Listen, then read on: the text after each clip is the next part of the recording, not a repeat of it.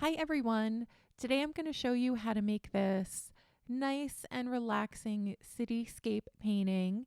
And the best thing about this project is that you need very few supplies to get started. So I'm going to use a variety of brushes just because that's what I have, but honestly, any brush will work here. You really don't need more than one, and you only need like 2 to 3 different shades of watercolor to be able to complete this project. So let's go ahead and get started with the painting.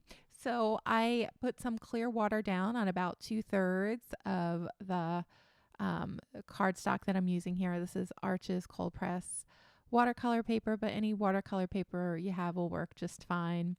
And then for this little bottom section, I did not wet that to start, and I'm just going to add some blue here. So we're making a cityscape. So the sky is that pink and purple area, and then the water will be the blue. And I wanted there to be a little moon, or maybe that's a sun in the background. So I'm just lifting up the paint that is already on the page with some clear water, and it just leaves you that nice little white circle there by doing that.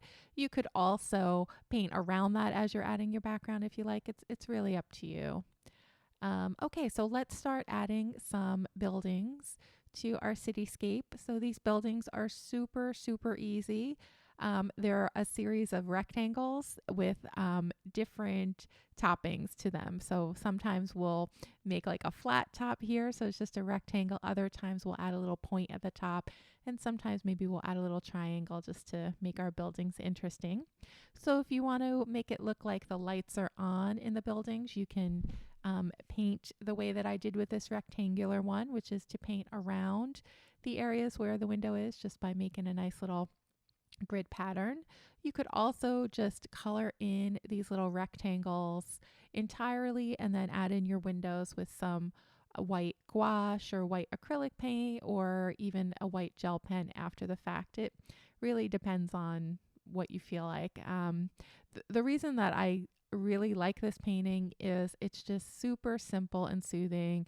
You don't need a reference photo to make it. You're just making a bunch of little rectangular shapes and making it interesting by adding shading here and there. So for this little building, we're going to add a point, and then I also added a side to the building on the right hand side just by making that part of the building a little bit lighter and having it slant down slightly. So real simple ways that you can get a little bit of dimension into your cityscapes.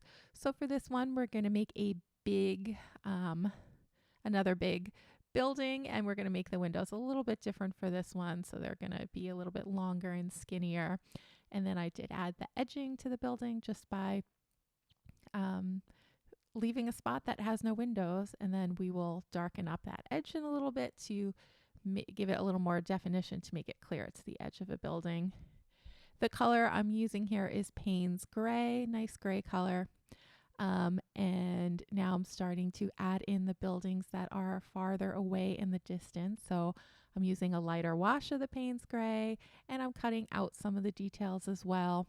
I'm being sure not to let the buildings touch at this point, just so that the colors don't run together. And then once we have a nice base of buildings in the front, we can start adding our buildings that are even farther behind in the painting. And I'm going to use some of the leftover blue and violet shades that I use for the background for those. So I just added in a little base or little ground area to connect all the buildings with the Payne's Gray. And now we can add in our little shadowy buildings in the background. So this, I'm using some of the violet wash that I used for the sky before. Going to add some buildings with that. And you see it gives it a real pretty appearance in the background. And then on the edges, I'm going to take some of the blue, and we're going to add some buildings with that blue as well. And right now, I'm just going to keep adding a little bit of detail to some of the buildings with those little points on top. Maybe it's a little antenna. And now I'm just adding in some final buildings into the background with that real pretty blue wash that we used for the sky a little while ago. And We're going to add one more building here and give it a little bit of an angle at the top just to make it all look interesting, all kinds of buildings going on in the background. And now that some of my buildings are a little bit dry, so I can add a little bit of shading and detail. So I'm going to add some shading to the left of this building just to make it look like it's tilted slightly. So it looks like we're seeing part of the edge of that building. And then I'm going to just blend out the ground area around it.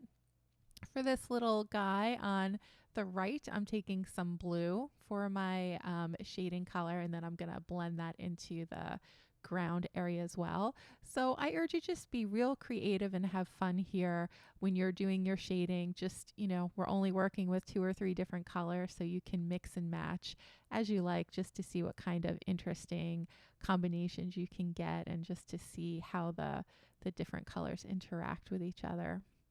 You get some real pretty looks. And now we can start working on our little shadows of the building in the water. So I wet the bottom of the background there just so that as I add paint in, it'll bleed a little bit and help make those shadows. So I'm taking some Payne's gray now and just sort of letting that drip down. And then I'm going to take some of the ultramarine blue and use that along the bottom. So we have some blue areas in our water.